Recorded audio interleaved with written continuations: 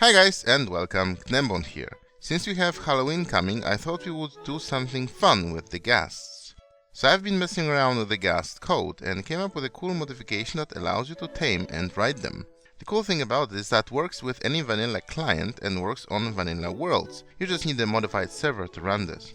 So to check it out, you just need to grab the latest carpet mod from the description and temporarily change the temprule rideableGhasts setting to true. If you want it to be saved in the world so it turns on automatically next time you play, just type temprule setDefault rideableGhasts true like for any other carpet setting. The goal was to implement rideableGhasts within the realms of vanilla Minecraft so it doesn't feel too modded, and I think I did a decent job, so let's check it out. To tame a ghast, you need to have it named to your player's name, which was a simple solution to store the name of the owner with the mob itself, while staying within the realms of the vanilla game. Normally, pets and stuff like that have special tag to tell which player they belong to, but in this case, not to change the game data, I decided to go with name tags. To name it, you can just do it traditionally with a name tag, or in more interesting way by RTSing or returning to sender of their fireball.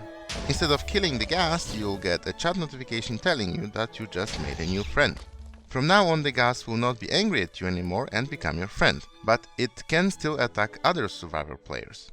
Initially, I made it so that after naming with the rideableGhast setting enable, a named ghast won't attack anybody, but I thought that's more reasonable and challenging if it's only for that one player that tamed it.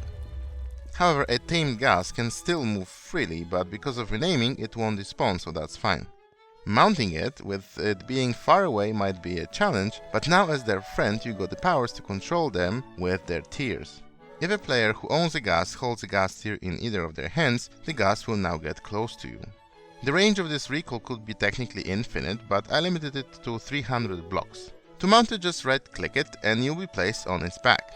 One word of caution, by default the player riding a ghast will mount inside of it, like 3/4 of the height, because mounting points for mobs never seem to assume riding large entities. In normal circumstances, this would mean that any action performed while riding a ghast would harm it because you are technically inside of it. So what I did, I actually adjusted the player position when riding a ghast server side. So while it appears we are inside of it, we are actually riding on top of the ghast instead. So shooting a bow, for example, or using a pickaxe is still possible. You can see my arrows are actually whizzing just above my head. Just a word of caution, this means that suffocation point for players is actually higher than you think. Just try to avoid bumping into high ceilings with it. As usual, to dismount, just press shift. So is there a way to control it? Of course there is. When mounted, grab a ghast tear again, either in your main or offhand, and from now on a ghast will be following your orders. You might want to put it in your offhand because you will be using your main hand for something else. Since shift is reserved for dismounting, the creative 6-way control, up, down, left, right, forward, backwards, is not possible, so to control it, point with your eye where you want to go and use forward and backwards keys to move around. Left and right keys work too as strafing, and since the ghast has such a sheer size, the best to control it is with the third-person camera. So just press F5 a couple times. To go around on a plane is easy, just move your mouse around and use forward key. To move up and down, the easiest I found is to point straight down and just use forward key to descend and backward to incline. Honestly, it took me about a full evening to figure out the proper control for this one using only direction keys and mouse, but I think I made a pretty decent job. Obviously the view is greatly obstructed by the ghast itself. They are huge and there's not much we can do about it. Maybe a texture pack would help, but it is kind of a good trade-off of being able to ride the ghasts. It's like shields, they also obstruct a lot of your view. Okay, so what do ghasts do? They shoot fireballs. And there are fireballs in the game, just they don't work. I guess nobody even remembers the recipe as well. It's blaze powder, coal and gunpowder, and you get 3 per. And with these you can actually shoot while riding a ghast. Just place them in your main or offhand, and if you right click while riding a tamed ghast, you'll make a shot in the direction you are facing. In survival it consumes your fire charges, and in creative it doesn't, like with any other stuff. In any case, there is a 2-second cooldown on a fireball attack, and it's the same cooldown that a regular cast has.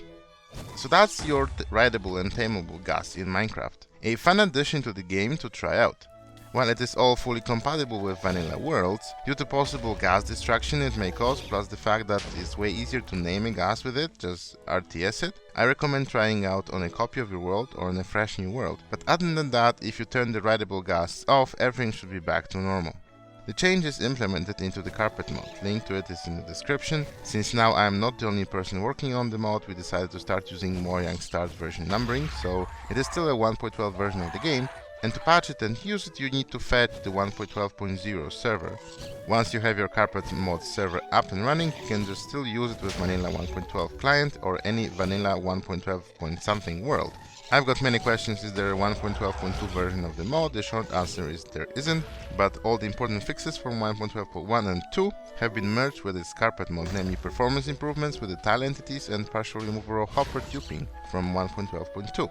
Carpet mod is mainly diagnostic and bug fixing mod, so you can see a list of bugs me and XCOM have implemented, and you also have a bunch of other fixes by other people like Theosip.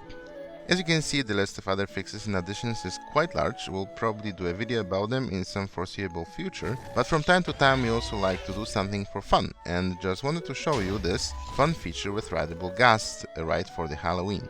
I think it's due to the very slow speed of the Ghasts, as we already have fast flights with elytra and rockets, and their fragility seems like a balanced replacement for the lack of creative flight, where we sometimes need to replace a few blocks in weird places and don't want to build scaffoldings all the time. Plus the hassle of bringing ghast to the overworld or dealing with other ghasts in the nether, I think it gives a balanced package and finally some use for fire charges. It's not the first fun feature of the carpet mod. In 1.10 we got coarse fruit teleportation while flying elytra to sustain the flight, and in 1.11.2 we got rockets in vanilla instead, so maybe this time around we could convenience a few people. It's a great idea as well. Anyhow, this is probably gonna be a temporary addition to the carpet mod until 1.13, unless you guys convince me in the comment area below that's a great idea to keep it.